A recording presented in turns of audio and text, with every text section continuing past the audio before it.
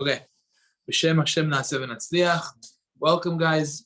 You guys want chumashim? We have over here. Take a chumash if you're interested. Follow along with us, B'Zat Hashem. B'Zat Hashem, today we're going to be learning Parashat Lecha. We're learning for the refuah shlema of Kol Cholei Yisrael. Whoever needs a speedy recovery should have it. Particularly Shachar ben Chana, Tiran ben Basta. If you guys have any names you want to add, let me know. We could say for the refuah shlema. Yoshua ben Miriam, Rafael Daniel ben Miriam, Abraham ben Miriam. They should all have a refuah shlema. Abel ben Rashid. May they have a refuah shlema b'toch shar cholei Yisrael. Amen. Amen. Okay. So I wanted to start off tonight with the part of this week's parasha that talks about Avraham and Lot. Very interesting to notice what takes place. Avraham and Lot finally make their way to the land of Israel, to the land of Canaan. Welcome, Baruch haba, Shalom Aleichem. If black says inside your life is on it. Oh. Okay. Thank you very much. Black Lexus has the light on inside.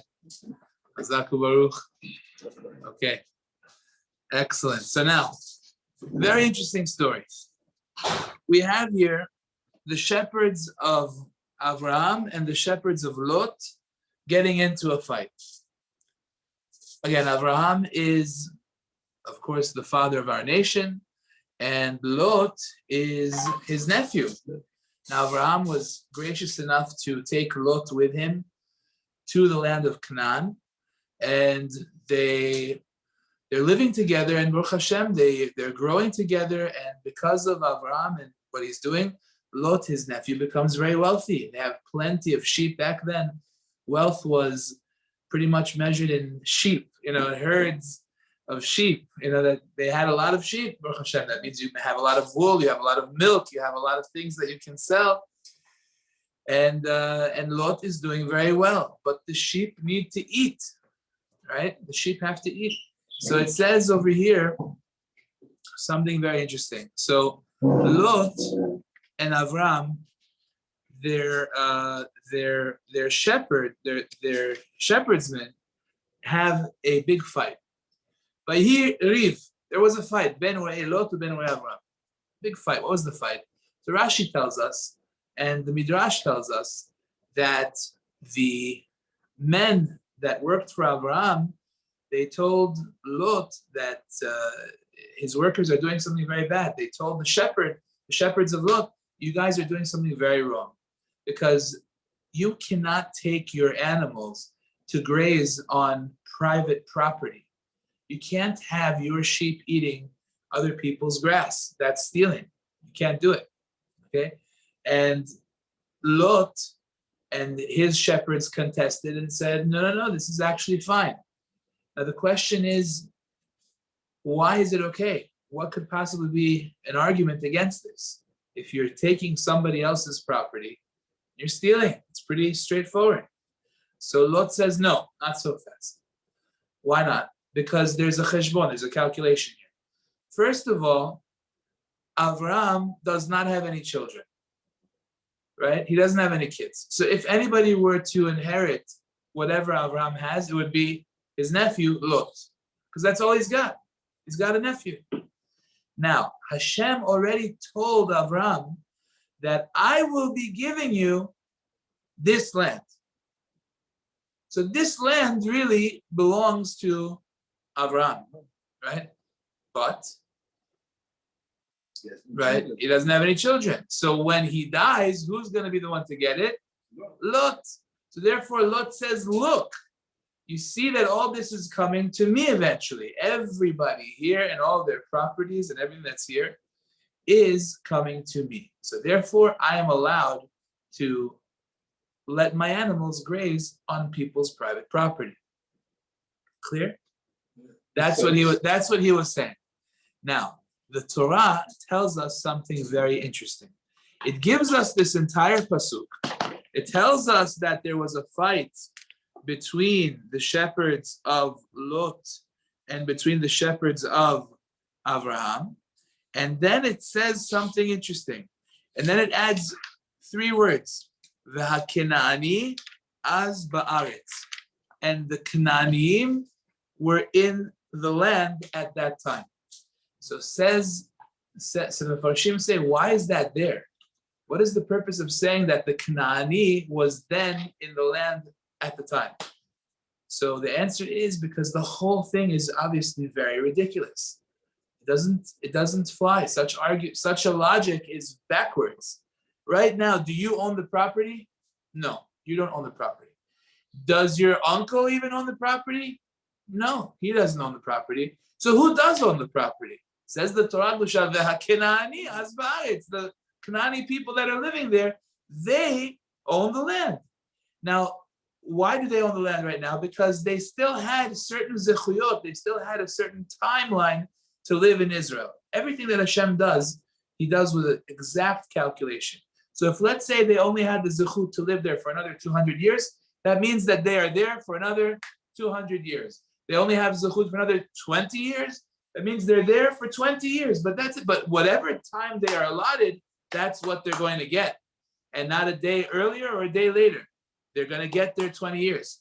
So says the Torah Kedusha, to come and to say that what eventually is going to belong to Abraham and eventually is going to belong to me, already at this point in time belongs to me, that's a very great mistake.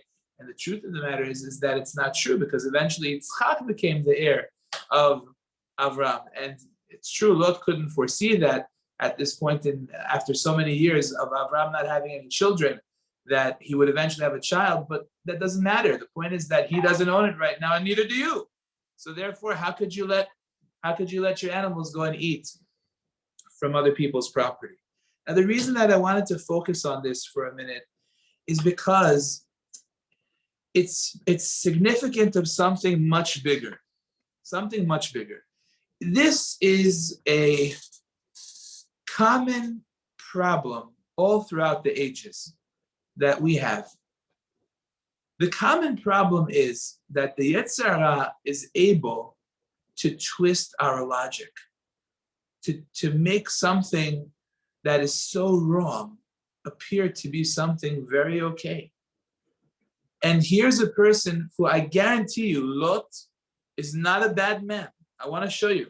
Lot is not a bad person. Let's look a little bit earlier in the Parashat. They find themselves without any food in Israel. They have to go down to Egypt. Now, in Egypt, Avraham knows that Sarah Imenu, who is an absolutely beautiful woman, as the Torah testifies, God himself said she was beautiful, right? So she's a beautiful woman. So Avraham knows that if he goes down to Egypt with her in a revealed manner, they're going to snatch her. And if he says that he is her husband, they will kill him and they will take her. So he says the whole thing, she's my sister, and he wasn't really lying because she's like a sister. She's really his niece because she's her sister. She's not Avram's sister. It says that she was the daughter of Haran. Haran was Avram's brother. So she's, somewhat related. So he wasn't exactly telling a lie. The point is that he said, she's my sister. Not only did they not kill Avram, but they gave him gifts and all kinds of nice things. They made him, some Midrashim say he became even a Mishneh LaMelech, second to the king. So he became something very special. Now Lot knows the truth. Lot knows that Avram and Sarah are husband and wife, and he doesn't say anything. Now, if he would spill the beans about that, then they would make him into everything. They'd make him very special. They would take him and they would elevate him. But Lot was loyal to Avram, his uncle. He said, no, I'm not doing that. So you see, he wasn't a bad person. Not only that, we see the malachim that come eventually to save him in next week's parasha, to save him. You see that the chesed of Avraham Avinu rubbed off on Lot. He became a Baal Chesed. He became somebody that was literally Moser Nefesh in order to save these people, to make them guests. You see that Avraham Avinu did rub off on him a little bit. He wasn't a bad person. He had some good qualities.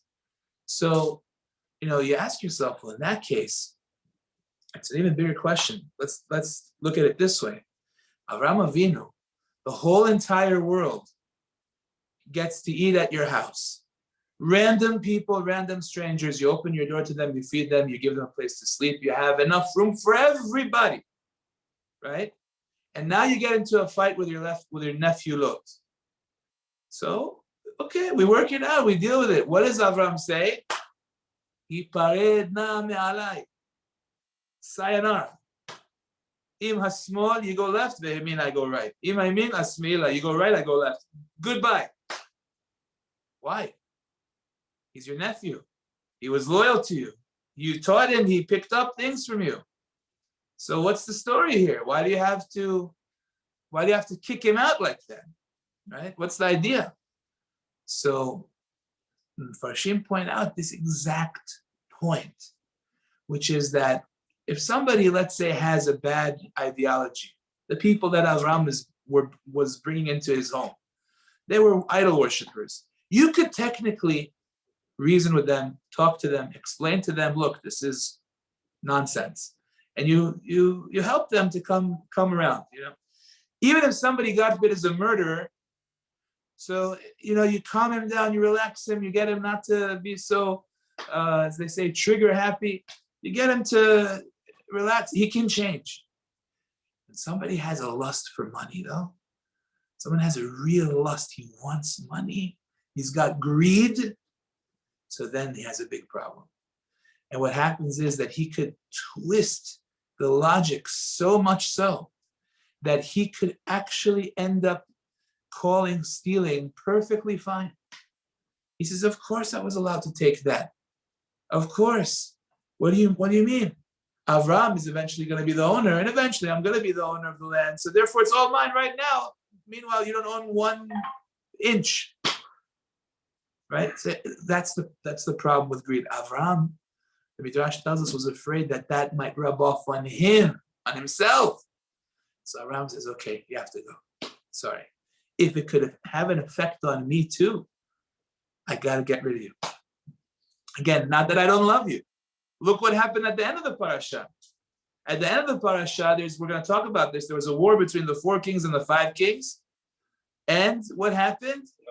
Avram went and saved his nephew Lot. He still loved Lot. Not that I don't love you, but you could have a bad effect on me.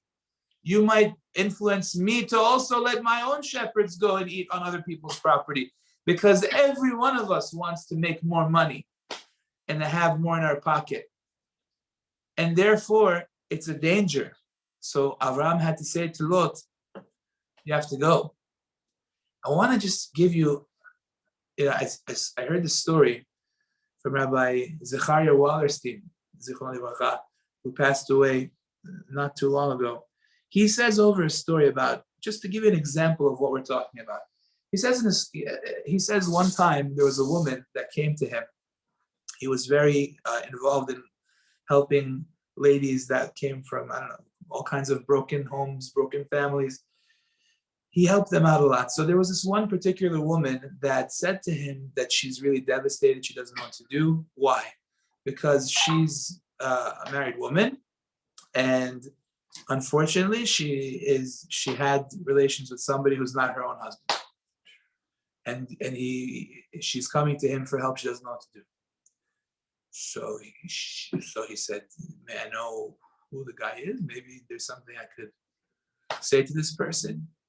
And she told him who it was. And the rabbi was shocked. He said, "This is an observant person. How could he do that? What's going on?" He calls the guy in for a meeting.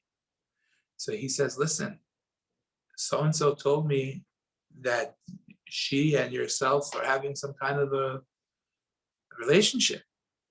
And the guy says to him, "Rabbi, before you say anything, I want you to know, it's a big mitzvah." He says, "What?" He says, "Are you serious?" He says, "Rabbi, let me explain to you. It's a huge mitzvah." He says, "What do you mean? How could this possibly be a mitzvah?" He says, "I'll tell you. There's this woman, she came to me. She was having a very hard time.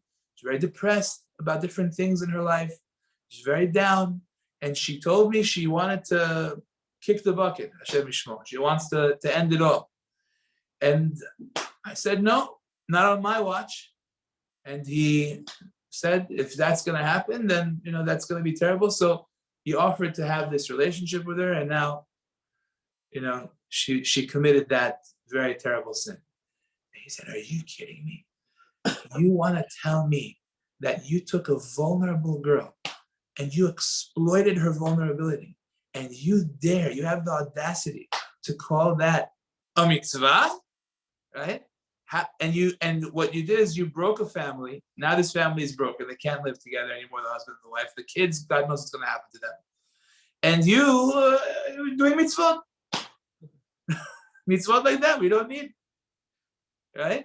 So here, it's a crazy thing. Think about that. But that's the power of the Yetzer Hara.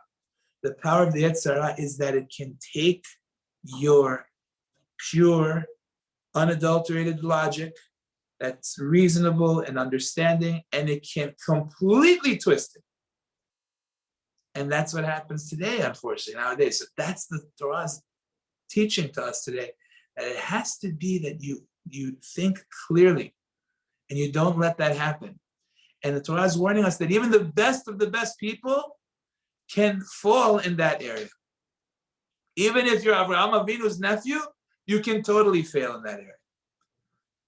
And Avraham was worried that it would happen to himself too. So he said to Lot, goodbye. Sorry, I can't. And only thereafter, Rashi says, did Hashem start talking to him again. Once Lot is gone, now Hashem continues talking to Avraham. Because Lot had a powerful problem that could spread to Avraham Avinu. It's a serious issue, and it's very important. Now, how do you know whether you're on target or not? How do you know? The answer is you always have to consult a halachic authority, always. You have to know if what you're doing is okay. You have a question. Let's say somebody, I don't know, you're upset with a job somebody did for you. I don't know, somebody, let's say he designed a house for you, he painted the walls for you, who knows? Now you decide that since you're not happy with his job, therefore you don't have to pay him anything. Or you don't have to pay rent this month because the landlord didn't do X, Y, and Z. Or you don't have to, provide the service to your tenant because he's not this and that, and he's not this and that. You have all kinds of excuses for why you don't have to take the money out of your pocket and pay. You have a million excuses. You have to ask yourself, is that correct or is that incorrect? Most of the time, you'll see that there's probably reason to be more machmir and to pay than not to pay, if you're really honest about things. So that's important to think about. You know what I'm saying? It's clear what I'm saying, guys? It's a very important thing. Okay, so that's step one. Now, let us continue.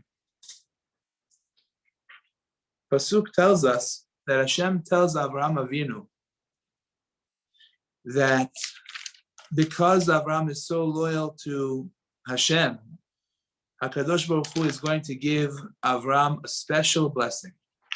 And that blessing is, V'samti et zaracha ka'afar ha'aretz. I will make your offspring like the earth of the land, like the dirt, like the dust of the land. Ka'afar ha'aretz. So the Midrash tells us something really cool, which I think I wanted to share it with you. The Midrash says the following. First of all, why are we compared to afar? Why are we compared to dust? Says the Midrash in Midrash Rabbah, Yud Gimel Tet. It says, Ma afar ha'aretz misof ha'olam v'ad sofo.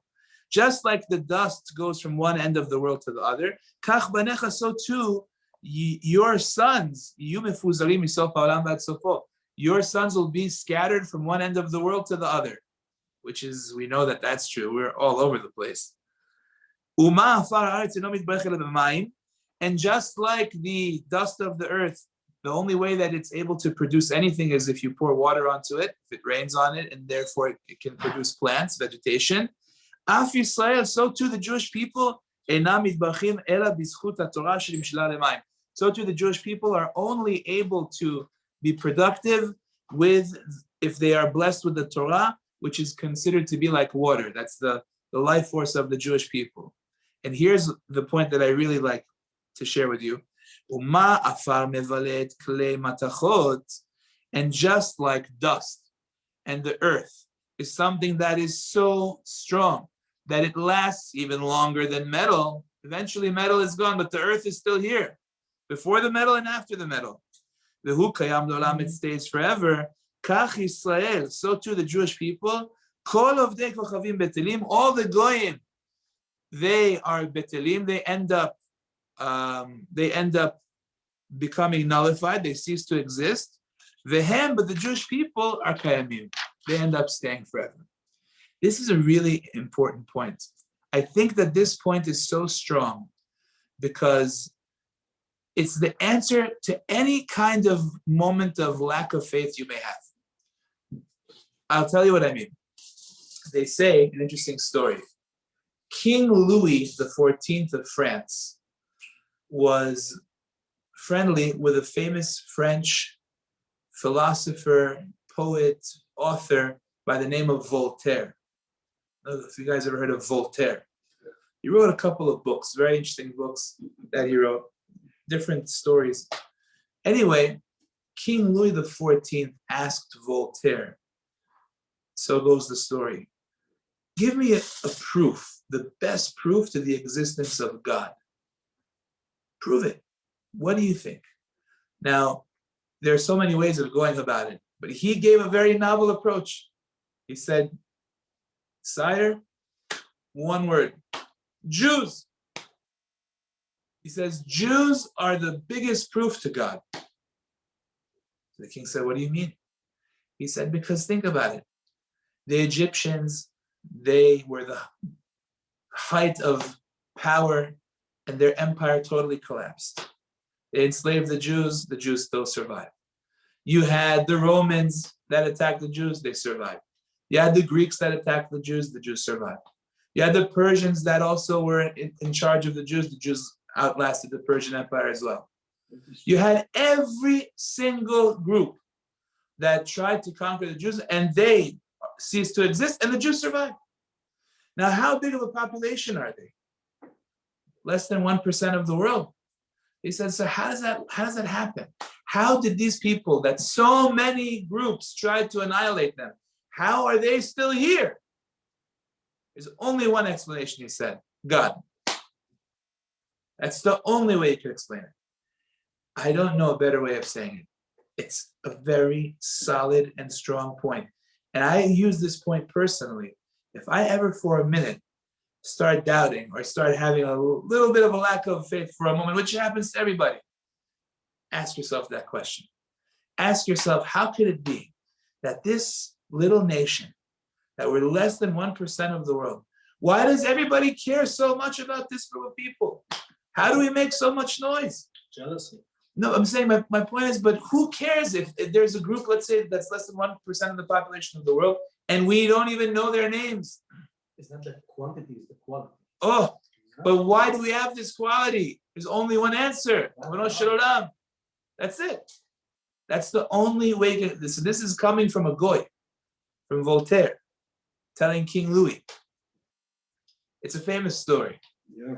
So this is a very important point. So you know who makes this point before Voltaire? The Midrash. Hashem says to Avraham Avinu that your zera is going to be like afar haaretz. It's going to be like the dust of land, just like the dust lasts longer than the metal, and the metal is so strong. But the dust was before the metal and it stayed after the metal. So too, your children, Avraham Avinu, they will last longer than those empires. They're before them, they're after them. Why? Because it's a blessing from Ribbono Shel Olam. It's a very important thing to understand. Think about that. It's a very powerful point. If you ever have a little bit of doubt for a minute, you ask yourself that question, how are we still here? I took my family out west this summer, and it was a beautiful thing to see that everywhere we went, everywhere, I had a minyan. And the minyan is the same thing. Whether you're doing minyan in St. Louis, whether you're doing minyan in Denver, you're doing minyan in, where else did we go? Kansas City. I did shachrit in Kansas City. I didn't even know they had a shul there. But the shul is the same thing you're doing in Kansas City, you're doing it in Florida, you're doing it anywhere. Why? Because that's what kept us a nation. The Torah Kedusha. It's all from Hashem. There isn't one deviation in the Sefer Torah from anywhere. It's all the same Sefer Torah. One Torah Yeah, for everyone. exactly. One Siddur. Very important. So these are very important things that we have to think about. There's a story with the Panovich Rav. I don't know if you guys heard of Rav Kahneman. He was the Rav from Panovich in Europe. And he came to Israel after the war. And he had a dream to start a yeshiva in Bnei Brak. And that yeshiva which he started is called the Panovich Yeshiva. And it is like the top yeshiva in Israel. Over 1,000 students. It's like Ivy League. To get in there, you have to be the creme de la creme of yeshiva guys. You really have to be top notch. But he, in order to build this yeshiva, traveled the world. Panovich Rav went all over the world after the Holocaust. Can you imagine what he went through? And then he has to start traveling the world to build the yeshiva. He was in America. He was in New York. He was in Chicago. He went everywhere. And one of the places that he went to was Rome. And in Rome, he had a contact. There was a fellow by the name of Dr. Moshe Rothschild. And his contact over there was at Rome at the time. He was in Rome. And when the Panovich Rav Kahneman was in his hotel, he called this Dr. Rothschild and he says, I need you to take a cab. Come here right now. It was late at night. So he was wondering what this rabbi wants from him right now. He comes and he goes into the cab. He says, take us to the center of Rome, center of town. And he took him to the Arch of Titus. The Arch of Titus is the memorial that they built in Rome after Titus came back from Israel, having conquered Jerusalem and having taken all the vessels of the temple with him and having slaves, Jewish slaves brought back with him. And on this Arch of Titus, you see all of this. You see the man Titus that's engraved in this arch. You see the menorah that he brought back with him. You see the children that he's schlepping with him as slaves. It's a moment of triumph for Titus, right?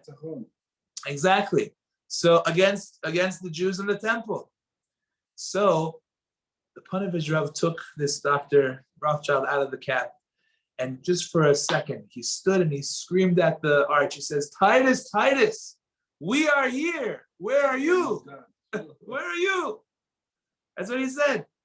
They got back in the cab and they left. But that story, there's a message behind that story, which is that our existence is miraculous. And you can see that today. You can see that today in Israel.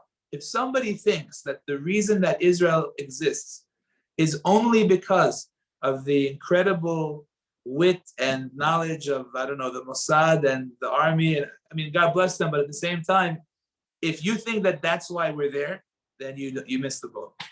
Because it's not possible to just be there under those circumstances. It's HaKadosh Baruch Hu that's putting us there. That's the only reason. It's important for us to be clear on that. It's very important. Okay. Clear, guys? Very good. So now, speaking about wars, we have the original World War I in this parasha.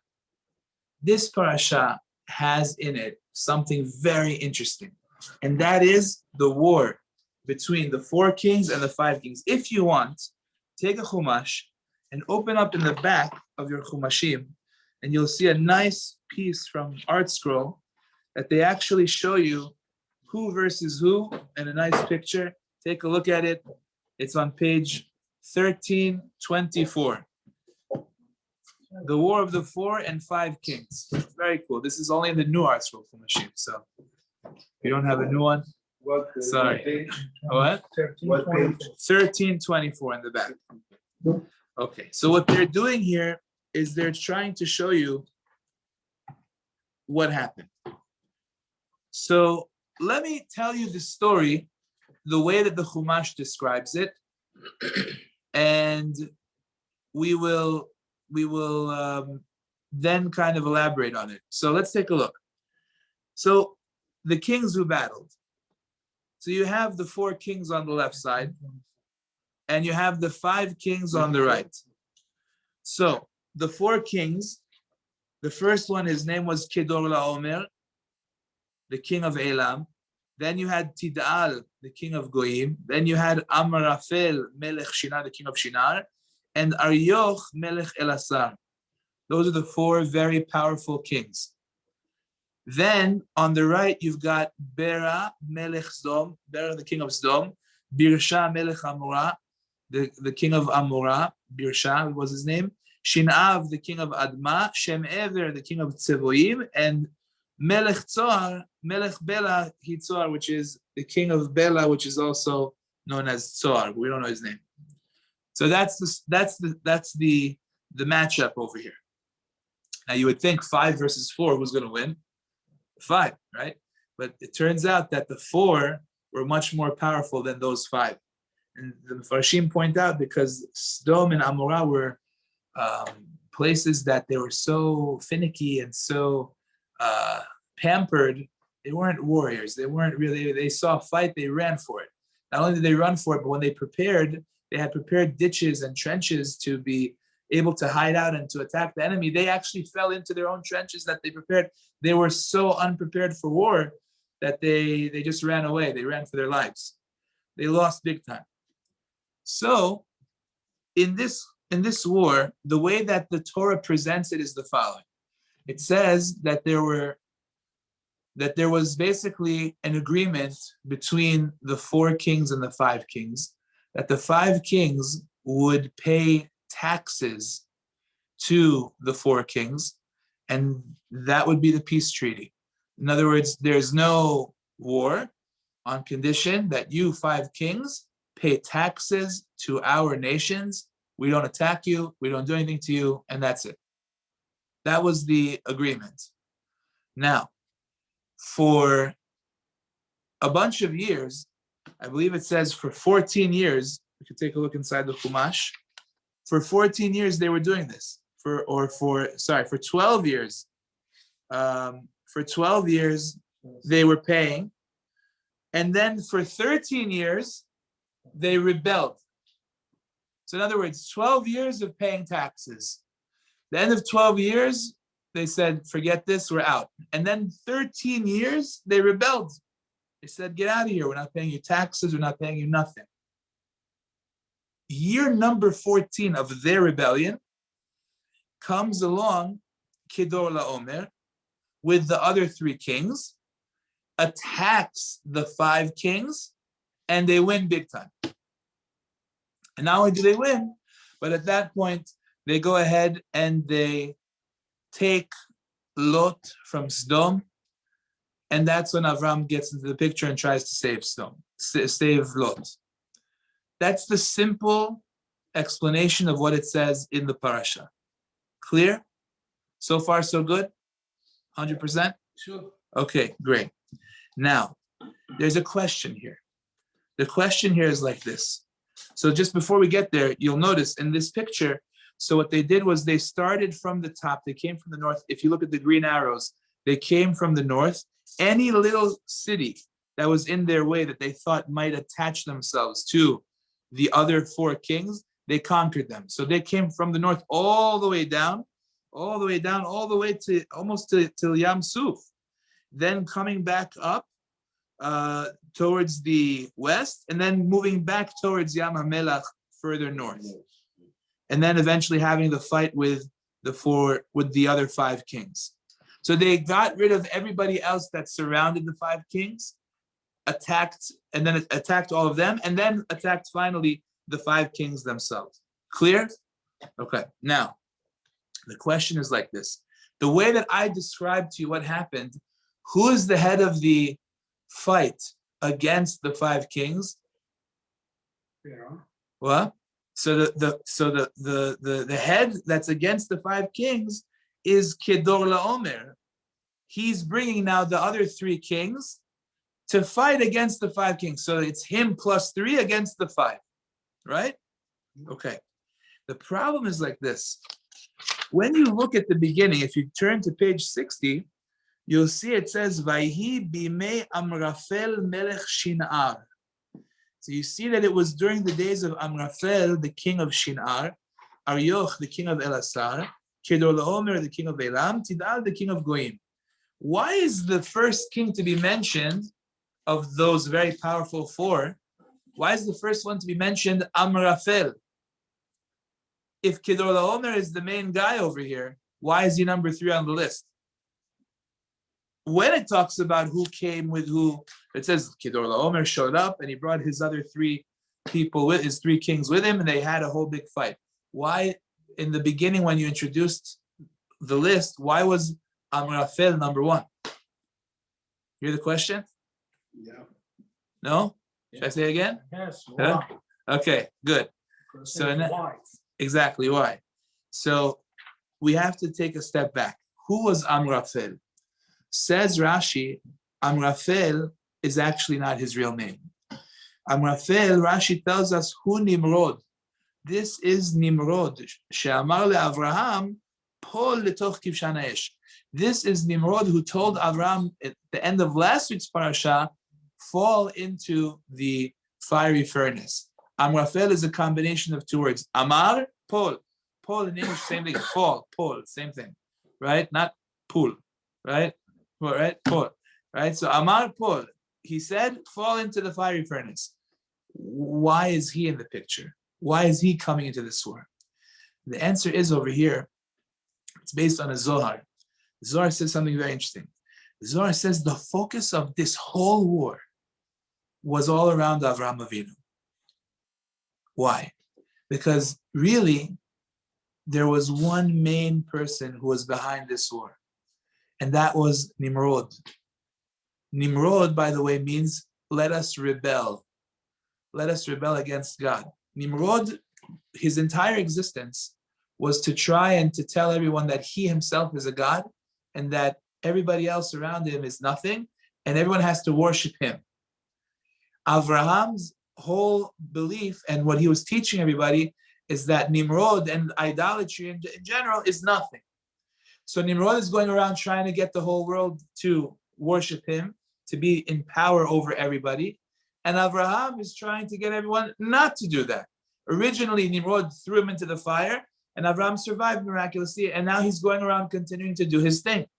So the main focus of this war was to try and get Avraham out of the picture.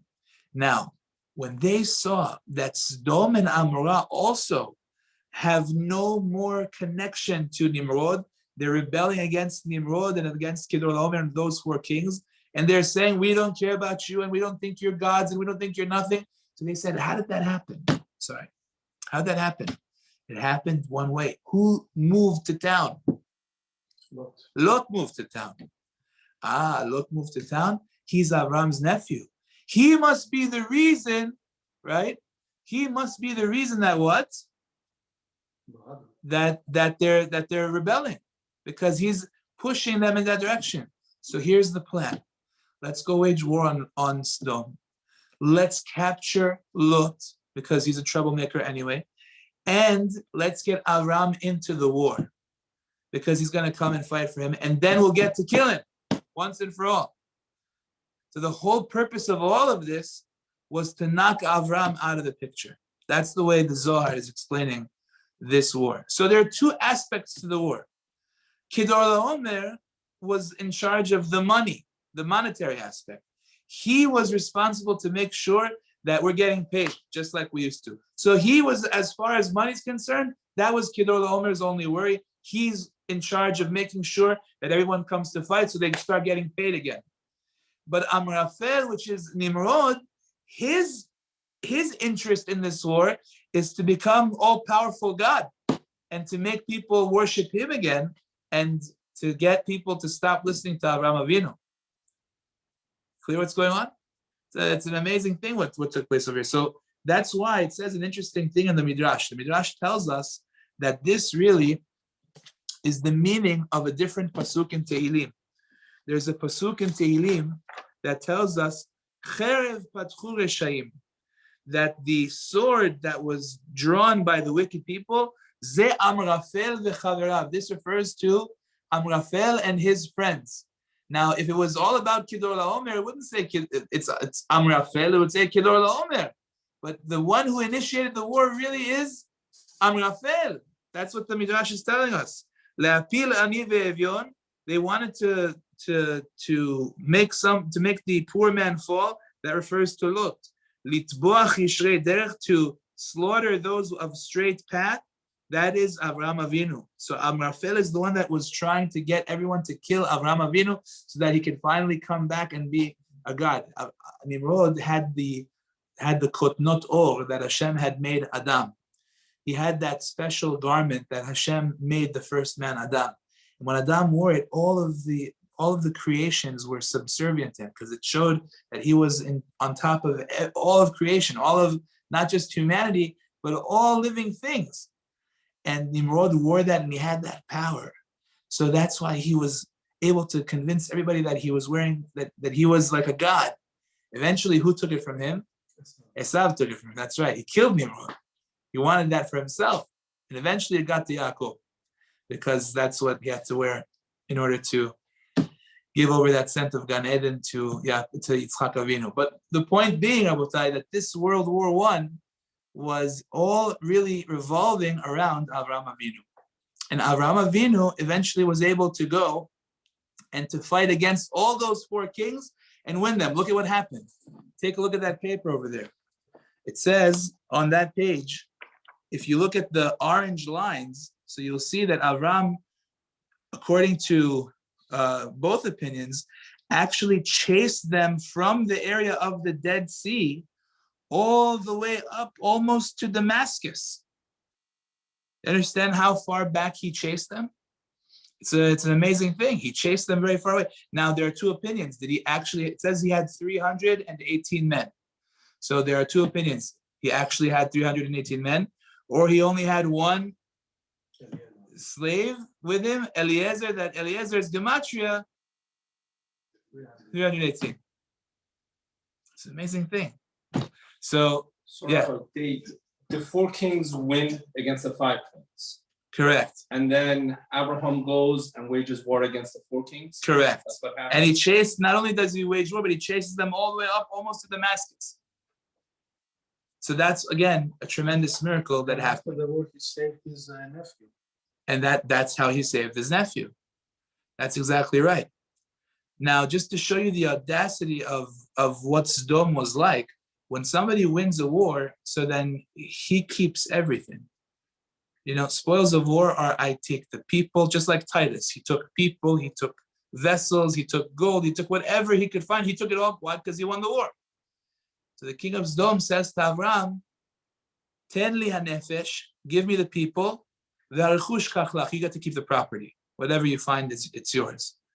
So that's a very brazen statement. Who are you exactly? I just won the war. You're my slave, right? You don't talk to me. I could do whatever, right? But no, that's the type of people they're constantly taking. They're constantly greedy. Whatever he knows, he can't ask for everything. At least give me back my people. I should be a king. And Avram said, "Listen, I don't need your people, and I don't need your property. Take everything." He says, "Im michut v'atzrochnal." I'm not going to take a string or a shoelace from you, right? And v'lo tomar ani esharti et Avram. You shouldn't say that I made Avram rich. I'm not interested, right?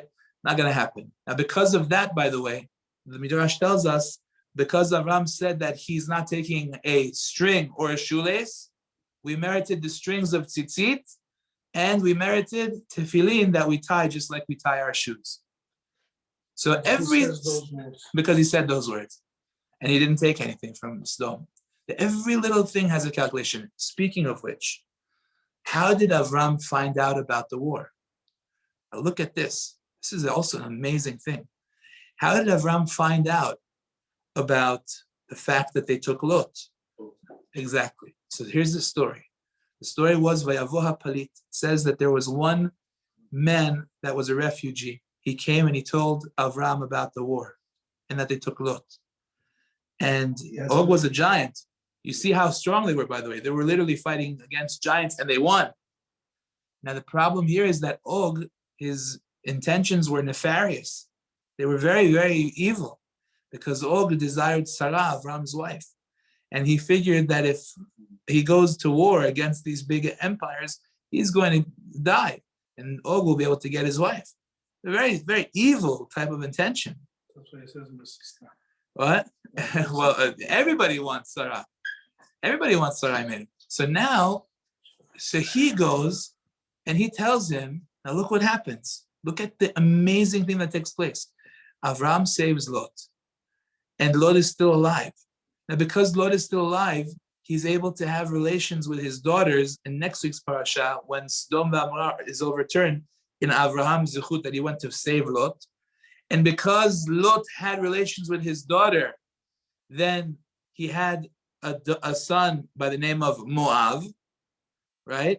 And Moab eventually produced a woman by the name of Ruth, right? And Ruth eventually produced a man by the name of David HaMelech. So actually, and David HaMelech, of course, is the father of Mashiach. So funny enough, we owe Mashiach Tzidkenu to the one action of Og. Now you ask yourself, it's funny because later Moshe Rabbeinu has to go and attack Og. And Hashem tells him, Al tira, don't be afraid of him. Ki be'adcha natati, I gave Og to you, I put him in your hand. You don't have to be afraid. And Rashi says, why would he be afraid? We just knocked out Egypt. We just knocked out Amalek. We did everything. Why would he be afraid of him? So the answer is because Og did a mitzvah. Og did one mitzvah. So everyone goes, oh, one mitzvah, what's the big deal? No, it's not just one mitzvah. It's the mitzvah that brought us the Mashiach. It's amazing. It comes before. Correct. That's correct. So what you see here is an amazing thing. The power of one mitzvah that's even done for the wrong reason. Very wrong reason. But bottom line, it's a mitzvah. So it has a tremendous effect. So we have to remember this as well, because we have many opportunities where we can do mitzvot, and we don't realize at that moment the impact that that mitzvah might have. You have no idea. He had no idea that he was literally bringing about the David HaMelech and Mashiach Tzidkenu. He had no clue, right? Og didn't know that. He probably wouldn't have done it if he knew about it, right? But our job is to understand that when we do a mitzvah, we have no idea the extent, how far-reaching that mitzvah could be. You could do something now, and that will have an effect on your grandchildren, great-grandchildren. You have no idea. They say over from the Stipler Gaon, the father of Chaim Kanievsky, they say over from him that any person that today is observant, there's only, or that is choser b'tshuva, that repents and becomes an observant Jew, there's only one explanation, said the Stipler, zechut avot, the merit of his forefathers.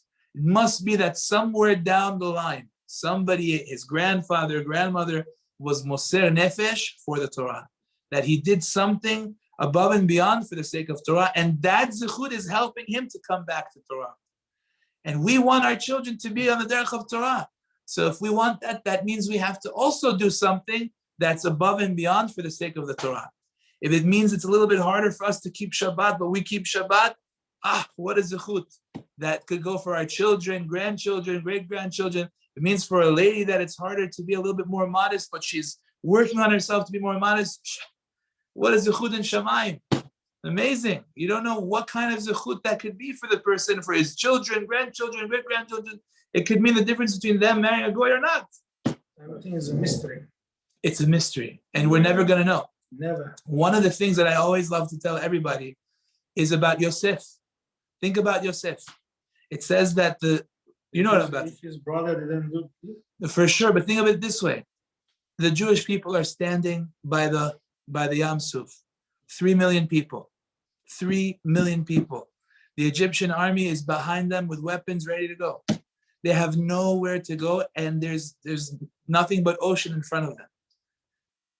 And the reason for that is because the ocean said to Hashem, you want me to make a miracle for these people? These people have idols over there. They're worshiping idols, which was true. There was a guy that literally had an idol, Pesel Micha. He had an idol. They were worshiping idols. That's what it is. Listen, one thing you should know. One thing about Torah hides nothing.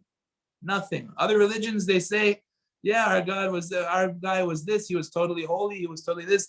Our Torah says, no. Everybody had something. Everyone had something they had to work on, something to improve. We say it like it is. We had an idol crossing the Yam Suf. That's what it is. We don't hide it. But the Yam Suf said, why should I split for these people? What happened? It says, Hayam Ra'ah Vayanos. What did the sea see? It saw Vayanos. Vayanos is the word that was used to describe Yosef when he was tempted with the wife of Potiphar, when she grabbed him by his clothing after trying to seduce him for weeks, and she finally couldn't help herself. She said, okay, that's it. And she grabbed him physically, and it says he left his clothes with her and he ran, Vayanos. So the sea saw the coffin of Yosef HaTzadik that's trying to get buried in Israel, and then the sea splits. Yosef HaTzadik at that moment, when he was running away from the wife of Potiphar, instead of allowing himself to be seduced, he did not know it, but he literally saved the lives of 3 million people. He had no clue that's what he's doing. But when the sea saw his zechut, that he stayed away from that sin, even though it was so hard, he saved their lives, because at that moment the sea split for him, for his body that was being carried together with the Jewish people. You have no idea how far-reaching your actions are. You have no clue. You make a little extra effort to come to shul, make a little extra effort to learn more Torah, make a little extra effort to do something for Hashem, more tzedakah, more chesed, a little bit more. You don't know what you're doing. You don't know what's going to happen. You'd have no idea. None of us do, but Hashem knows. So therefore, it's important for us to make that effort. Hashem will all see the zechut of it. We'll stop over here, guys. Thanks for joining us. Thank you on Zoom for joining us, everybody. To School of Mitzvot, and we'll continue with Hashem next week. Thanks, guys. Shavua tov. Shabbat shalom.